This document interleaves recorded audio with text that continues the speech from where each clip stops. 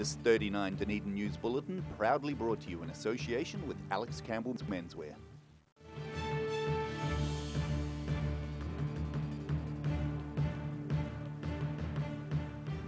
Tonight on 39 Dunedin News, the cold weather upsets the city's parking meters, causing headaches not only for DCC staff. The only Victorian garden of its kind in the Southern Hemisphere is getting special attention. And the SPCA goes for the cute and cuddly angle as it teaches kids some animal safety tips.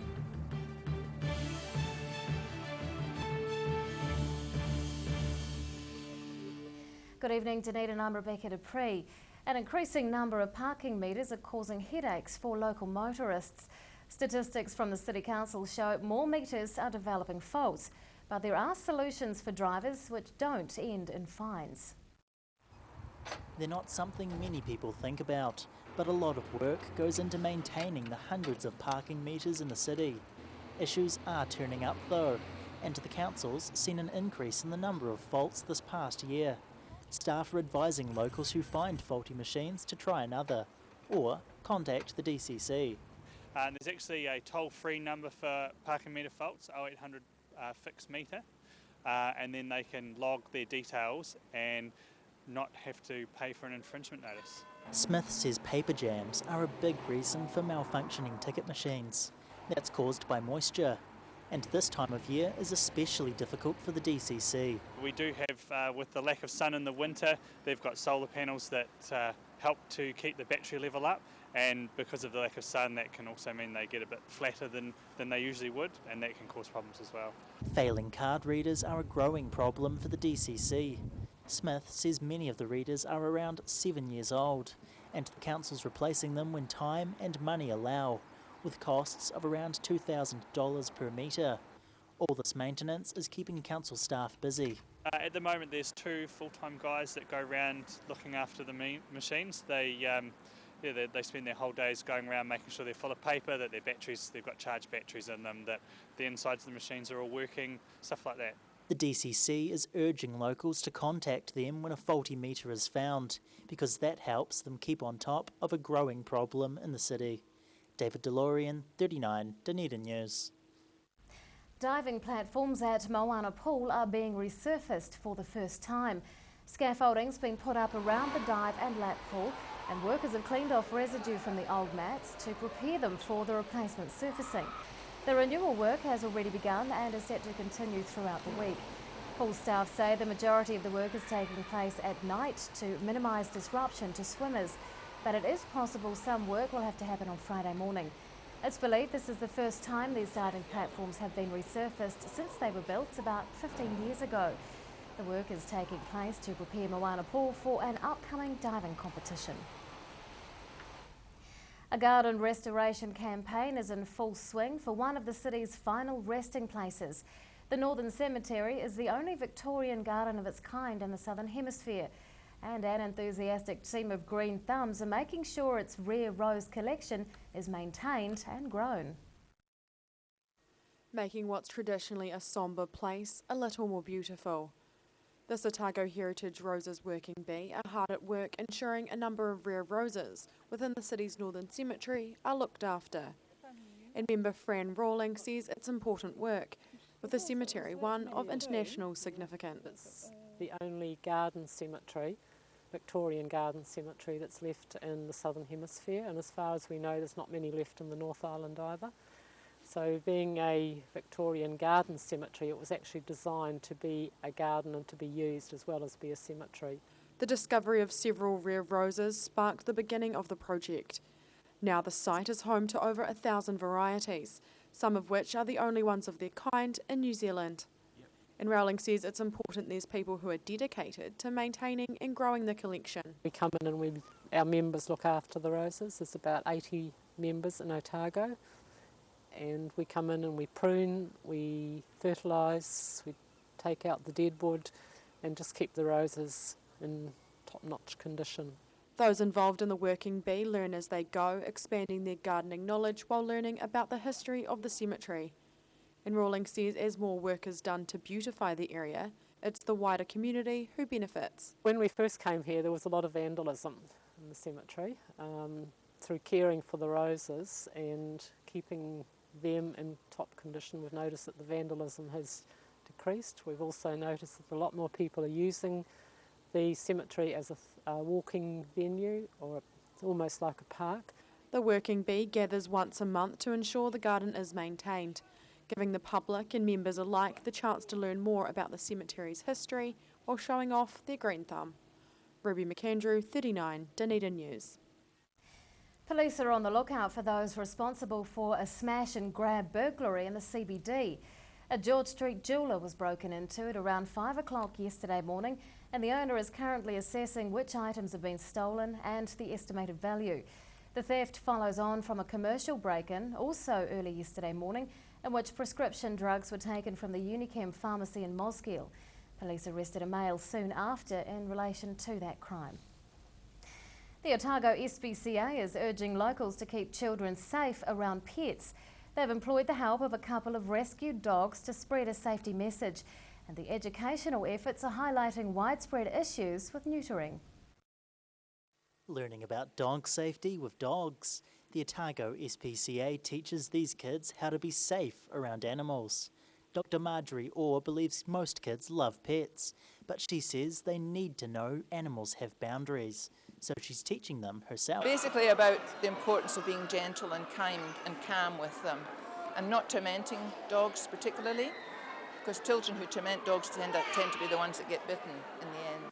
Orr's warning this group about some of the simple mistakes people make with animals, like patting strange dogs, something she says is unwise.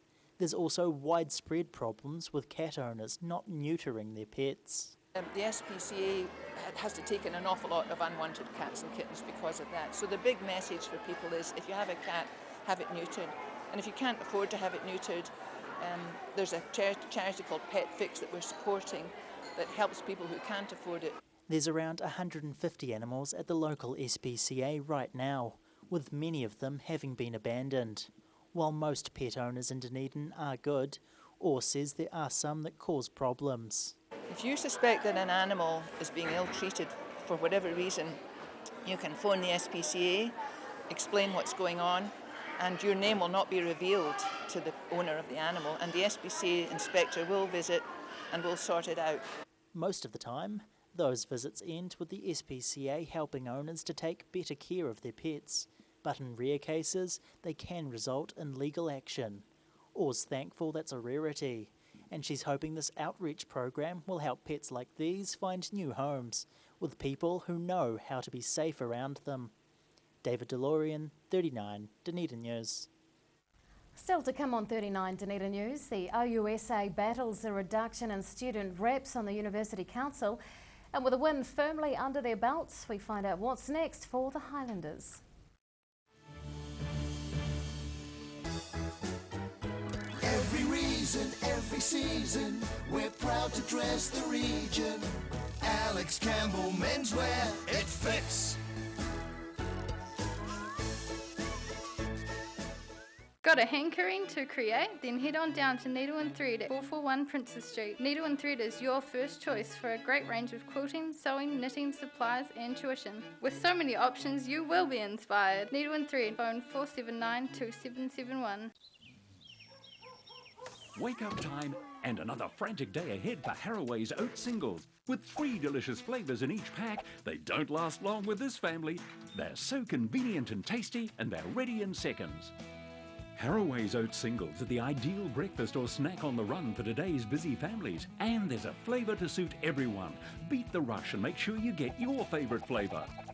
Haraway's Oat Singles. Try new Kiwi Favourites Caramel Variety Pack. Discover New Zealand's most innovative museum, Toitu Otago Settlers Museum. 14 stunning galleries, 3 distinct architectural styles, and 1 million intriguing stories are yours to discover at Toitu Otago Settlers Museum. Open daily next to Dunedin Railway Station and with free admission. Toitu Otago Settlers Museum. 128 tracks, dynamic automation, dual faders, and totally digital. This is state-of-the-art music production. The SSL Digital Console. You'll find one in the BBC studios in London, another at CBS studios in New York, and now one at the University of Otago. It's a good reason why our sound now sounds even better.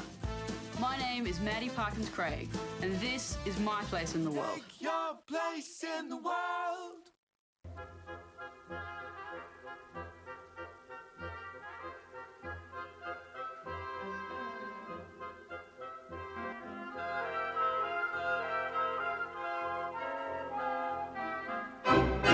Moving around the corner, overseas, Best Removals Otago Limited, specialists in household removals and business relocations, as well as packing materials, secure storage. Best Removals can do it all. 0800 266 834. For 30 years, Southern Clams have harvested New Zealand littleneck clams in the coastal waters of Otago. Hand harvesting to order at the right place and time ensures perfection of every clam you eat. New Zealand littleneck clams, harvested for you by Southern Clams. Hedges are something we almost take for granted. A good hedge needs regular maintenance to look its best and to add value and character to your property. For all your hedge care needs, call the team at SGC Services on 0800 783 453.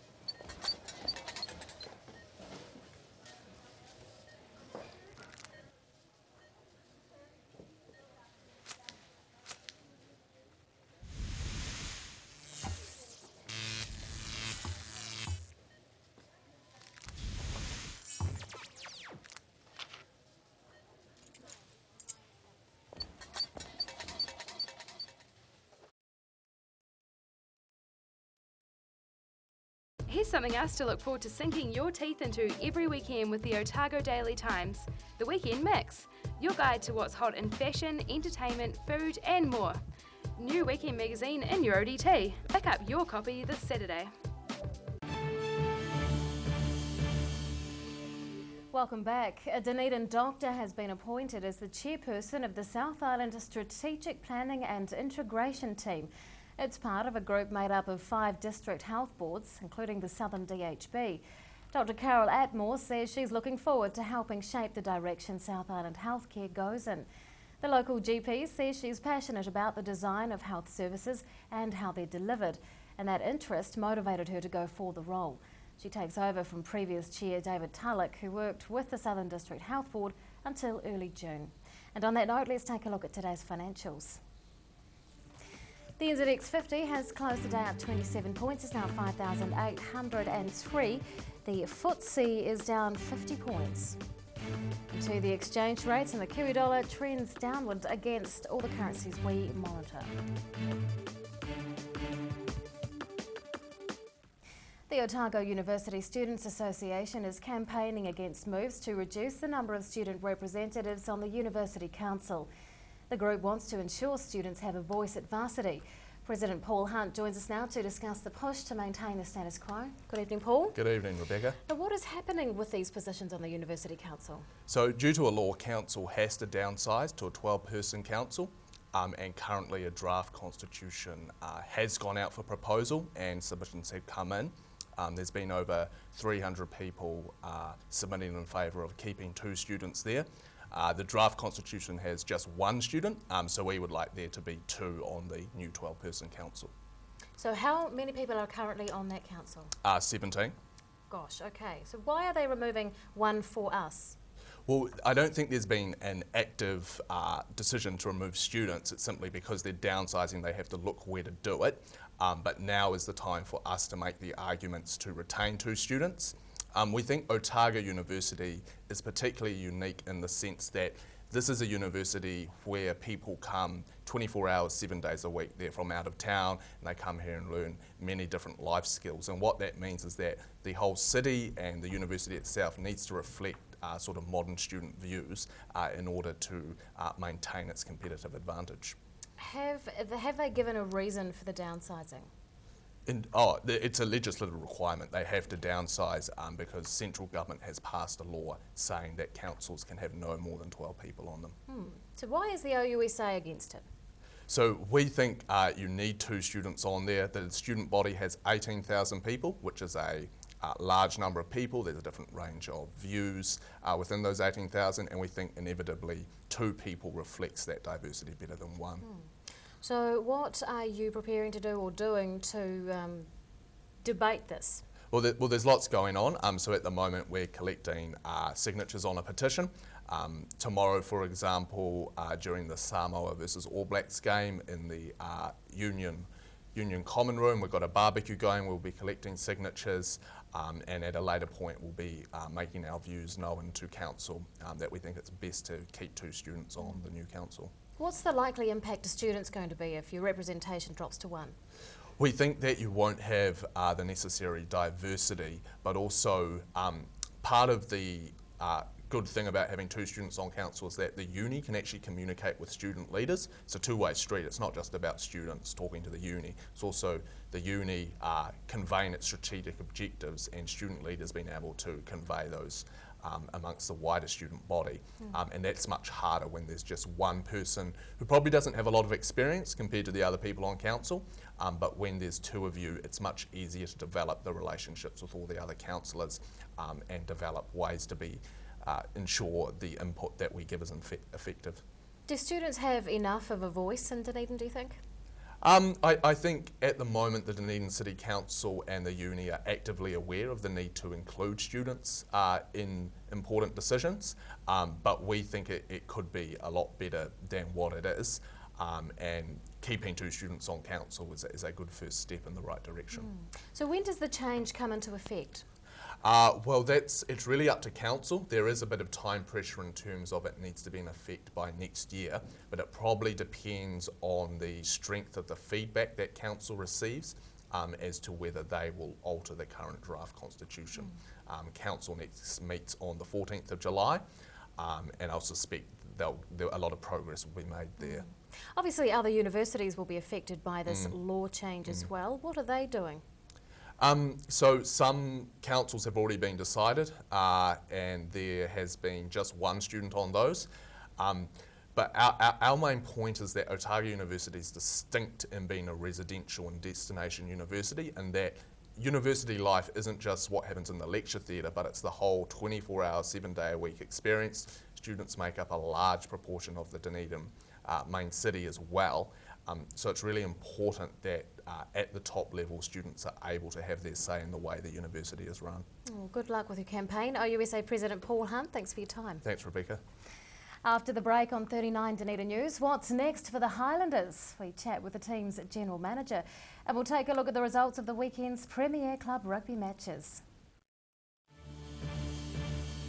Do you want support for your breathing? You are not alone. In New Zealand, over 600,000 people have some form of breathing difficulty, especially with the high pollen season in New Zealand.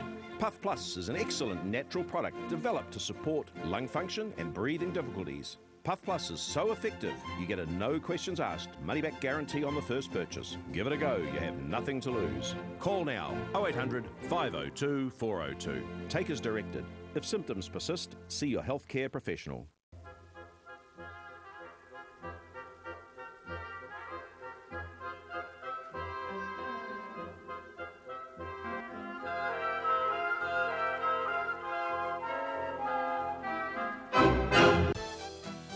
She's 21 metres long with a 6.7 metre beam.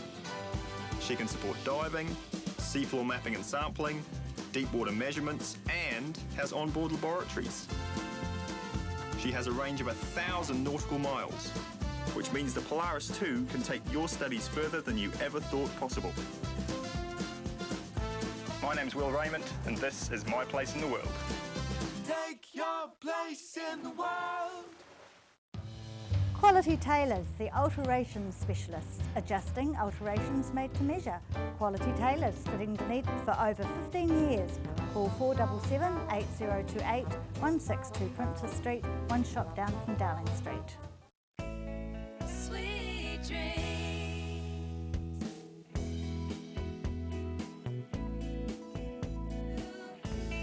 Sweet dreams.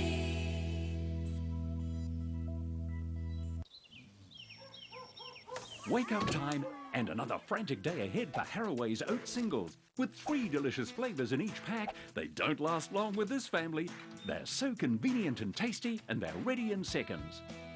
Haraway's Oat Singles are the ideal breakfast or snack on the run for today's busy families. And there's a flavour to suit everyone.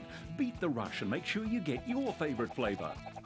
Haraway's Oat Singles. Try new Kiwi Favourites Caramel Variety Pack.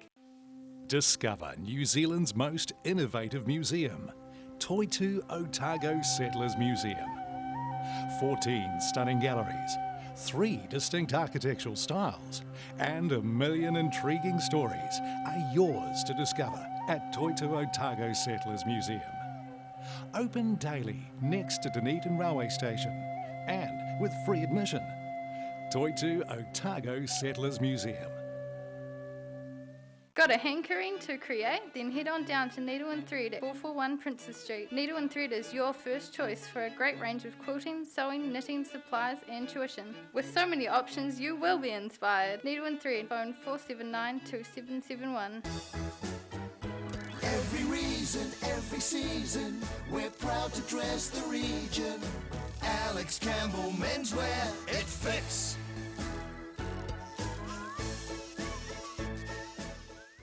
Pregnant? Need to talk? 24 hours a day, 7 days a week. Pregnancy counselling services are here to help. It's free, it's confidential. Call us now on 0800 773 462.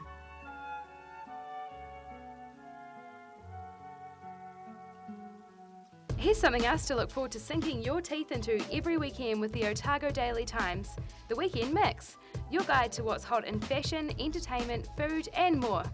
New weekend magazine in your ODT. Pick up your copy this Saturday.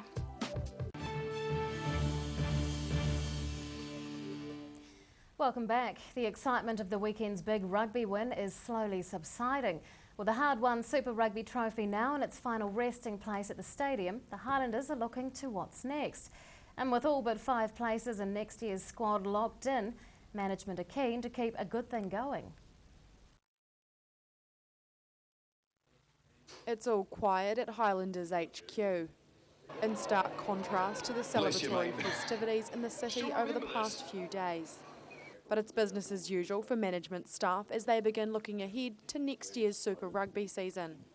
And while it's a chance to capitalise on the win and attract new players, General Manager Roger Clark says changes are likely to be minimal. You'd like to think that people will be positive when we're looking at recruitment, but for us, we've got a really solid nucleus and the plans stay the same and we just keep chugging away. We're always planning, whether we finish 14th or 1st, to be better the next year, and we have to be because all the other teams will be.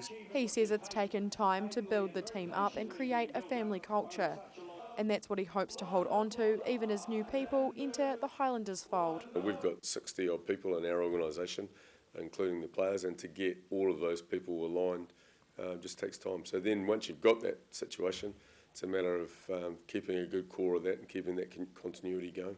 Clark says while the team likes their underdog title, it'll be harder to get away with next year. But he's confident coaching staff will draw inspiration from past winners to remind the team winning again isn't a guarantee. I had a really good quote from Robbie Deans when the Crusaders were going well, where people started calling them the champions, and all he said was, well, that was the team last year and it's got nothing to do with this year's team. And at the end of the day, this team, the new team each year has got to earn their way and earn their right, and I'm sure something along those lines will be Jamie's tact. For now though, the team is disbanding as players jet off to their next assignments, leaving management to put in the hard yards in preparation for next year's Super 18 competition. Ruby McAndrew, 39 Dunedin News. And now recapping tonight's top stories on 39 Dunedin News. Cold weather isn't helping the city's parking meters, with an increase in the number of faults causing headaches for council staff. A group of enthusiastic green thumbs are hard at work to ensure a cemetery of international significance is maintained for years to come. And children are being taught the benefits of caring for and being safe around their pets with the help of a pair of SPCA rescue dogs. Well, it's time now to find out what's going to be inside tomorrow's Otago Daily Times, and editor Murray Kirkness joins us. Good evening. G'day, you well? Indeed, thank you. That's the way. I can report things aren't going to get any better for the parking meters. Apparently, but the snow hasn't arrived yet. No, I think it's supposed to arrive this evening, actually. Okay, And well, here in Dunedin anyway. I'd put a bet on it perhaps not arriving at all. Well, that could have happened in the past, I suppose. Yeah, quite likely, isn't it? There is some snow falling in the region, and we've got a full report on the snow warnings and other weather. I understand there's problems in the Catlins. Obviously, there's a slip that affected access to the Catlins previously. It's now roads are closed from snow. It's falling in central as we speak.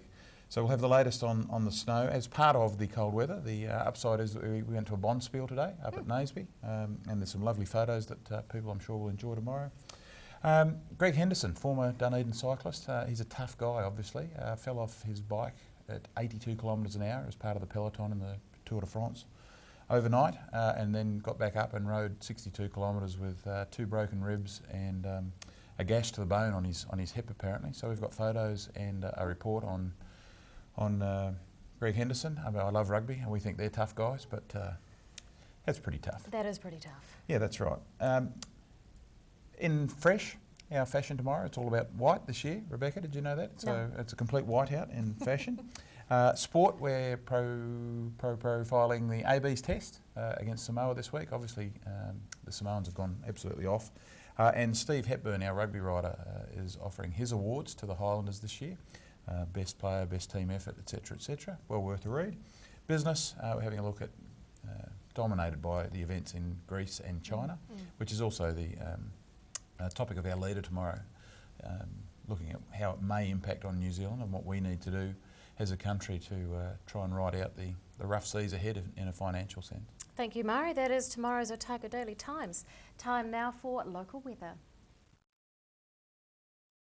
Update is proudly brought to you in association with Silverhorn's Puff Plus. And here is tonight's City View. It's taken over the Chinese garden from the tea room. Here is a tad warmer. And around the city at 3 o'clock today, not very impressive temperatures these. 4 degrees for the central city, 5 for both the gardens and the Tyree. Well, to the situation, and the southerly airflow will remain tomorrow and Thursday, but it is dying out on Friday as an anticyclone moves across the country. The forecast for the main towns in the lower South Island for tomorrow includes goodness, becoming fine and southerlies easing, highs of around 4 or 5 degrees for Invercargill, Gore, Tianau and Alexandra.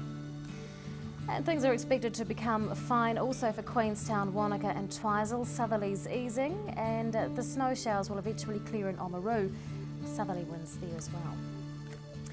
And Dunedin tonight, we are still predicting snow showers. Tonight's low 2 degrees. Those snow showers, when they turn up, will clear tomorrow around the afternoon. Sunny periods will increase, cold southerlies will ease. We're expecting 7 degrees as the high. And on Thursday, becoming fine and sunny with southerlies easing. Frosts likely at night, a high of 7. And to the Southern Clams tidal and fishing information, high tide tomorrow morning is at 10 to 9. Low tide follows at 20 to 4. And fishing is still unwise, but if you were keen, you might like to try it around 6 o'clock tomorrow evening. And that's all from the team here at 39 Dunedin News for Tuesday. We'll see you tomorrow. Good night.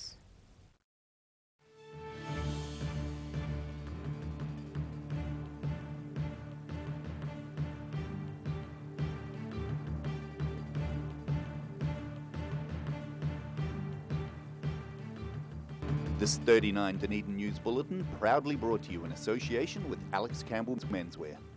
Supporting local content so you can see more of New Zealand on air.